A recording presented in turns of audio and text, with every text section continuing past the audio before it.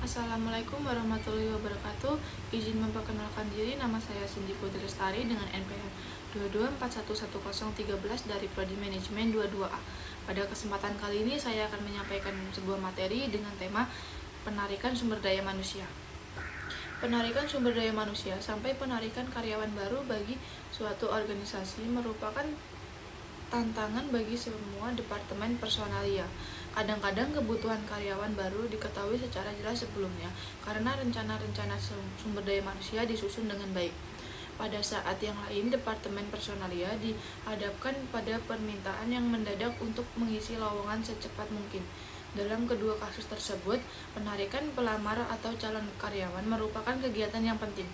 Menurut Hani Handoko, penarikan adalah proses pencarian dan pemikatan para calon karyawan atau pelamar yang mampu untuk melamar sebagai karyawan. Proses ini dimulai ketika pelamar dicari dan berakhir bila lamaran-lamaran aplikasi mereka diserahkan. Hasilnya adalah sekumpulan pencari kerja dari mana para karyawan baru diseleksi. Pelaksanaan penarikan biasanya menjadi tanggung jawab Departemen Personalia. Meskipun kadang-kadang digunakan para spesialis proses penarikan yang disebut recruiters. Proses penarikan ini penting karena kualitas sumber daya manusia organisasi tergantung pada kualitas penarikannya. Kendala-kendala penarikan sumber daya manusia. Agar proses penarikan sumber daya manusia berhasil, perusahaan perlu menyadari berbagai kendala yang ada. Batasan-batasan tersebut bersumber dari organisasi, pelaksanaan penarikan, dan lingkungan eksternal. Meskipun kendala yang dihadapi oleh perusahaan atau organisasi bervariasi dari satu situasi ke situasi lainnya, berikut disampaikan kendala yang paling umum. Kebijaksanaan organisasional. Berbagai kebijakan organisasional merupakan sumber batasan potensial. Kebijaksanaan ini berusaha untuk mencapai keseragaman, manfaat hubungan masyarakat, ekonomis, dan sasaran-sasaran lain yang tidak berhubungan dengan penarikan. Di antaranya, kebijaksanaan organisasional penting yang dapat mempengaruhi penarikan adalah yang pertama, kebijaksanaan promosi. Kebijaksanaan promosi dimaksud untuk memberikan kepada karyawan yang ada saat ini kesempatan pertama untuk mengisi lowongan-lowongan pekerjaan. Kebijaksanaan ini akan meningkatkan moral dan partisipasi karyawan serta membantu kegiatan pemeliharaan para karyawan. Yang kedua, kebijaksanaan kompensasi.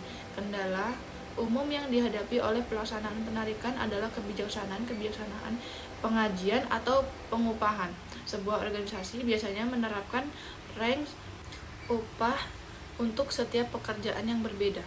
Berdasarkan kompensasi yang ditawarkan akan mempengaruhi minat pencari kerja untuk menjadi pelamar serius. Sebagai contoh, jika tingkat harga pasar seorang akuntan junior adalah antara 4 juta rupiah sampai dengan 5 juta rupiah per bulan, maka jumlah pelamar yang memuaskan akan sedikit jika perusahaan hanya dapat menawarkan gaji 2 juta sampai dengan 3 juta. Yang ketiga, kebijaksanaan status karyawan. Tidak sedikit perusahaan memiliki kebijaksanaan penerimaan karyawan dengan status honorer, musiman atau sementara, atau part-time. Meskipun minat pelamar terdapat tipe status penerimaan seperti ini semakin tinggi, kebijaksanaan tersebut dapat menyebabkan perusahaan menolak karyawan berkualitas yang menginginkan status kerja penuh waktu atau full time. Yang keempat, kebijaksanaan penerimaan tenaga lokal. Perusahaan bisa saja memiliki kebijaksanaan untuk menarik tenaga-tenaga lokal di mana perusahaan berlokasi dan beroperasi. Prioritas penarikan ini biasanya dimaksud untuk lebih melibatkan masyarakat dan menjalin hubungan baik dengan masyarakat sekitar. Rencana sumber daya manusia. Rencana sumber daya manusia merupakan salah satu faktor yang harus dipertimbangkan dalam proses penarikan.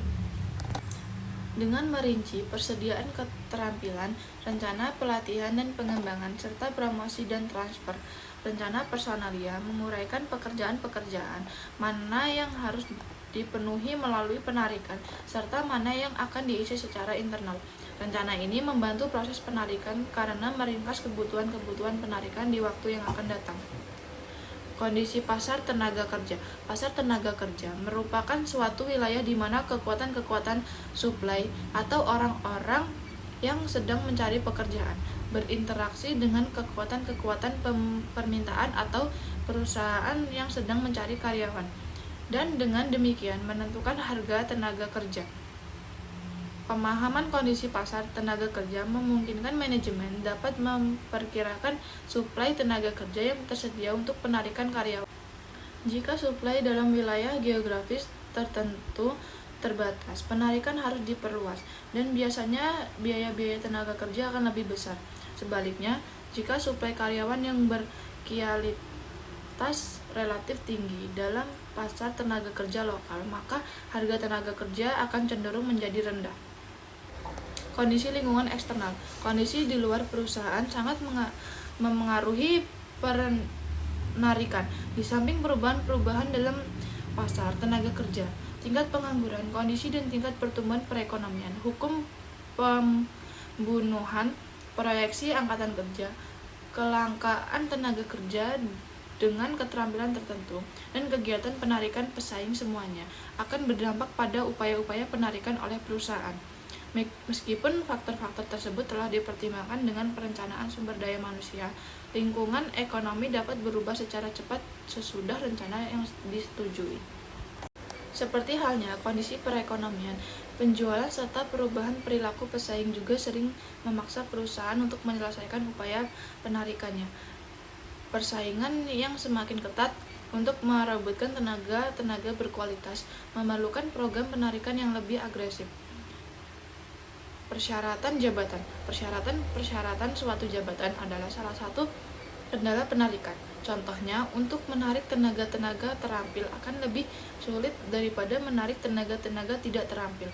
Departemen Personalia perlu mempelajari permintaan-permintaan jabatan dari informasi analisis jabatan dan komentar para manajer. Pengetahuan akan persyaratan-persyaratan jabatan memungkinkan bagi Personalia untuk memilih cara terbaik dalam program penarikan dengan batasan-batasan yang ada. Kebiasaan pelaksanaan penarikan. Keberhasilan pelaksanaan penarikan di masa lalu akan membentuk kebiasaan-kebiasaan.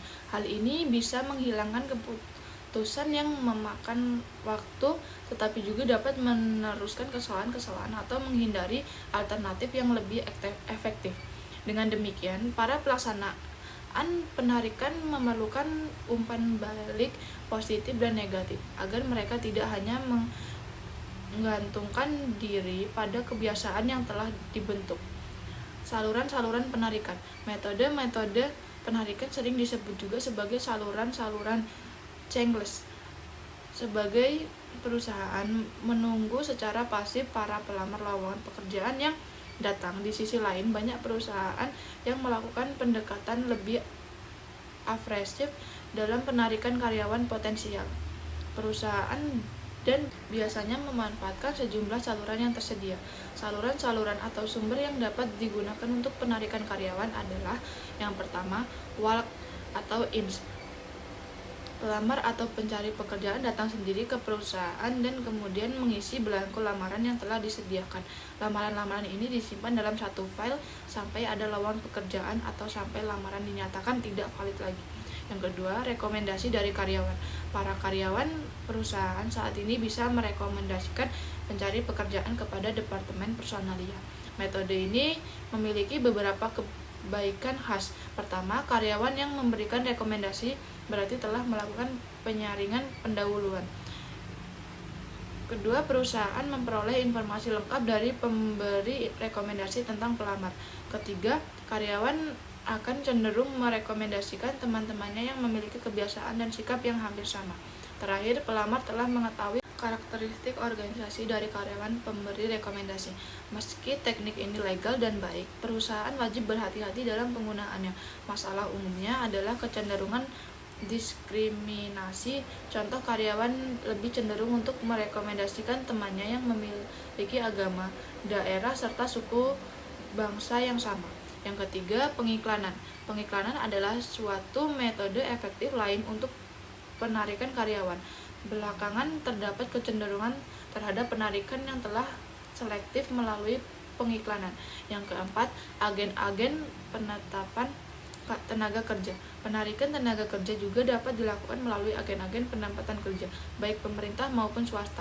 Yang kelima, lembaga-lembaga pendidikan. Pekerjaan-pekerjaan dalam perusahaan akan semakin teknis dan kompleks, sehingga perusahaan semakin memerlukan para sarjana lulusan perguruan tinggi. Banyak perusahaan melakukan upaya khusus untuk membina hubungan konstruktif dan lembaga pendidikan. Yang keenam, organisasi karyawan. Di banyak negara maju di mana sertifikat pekerjaan cukup kuat, perusahaan dapat menarik karyawan yang memiliki keterampilan tertentu melalui organisasi karyawan. Yang ketujuh, leasing.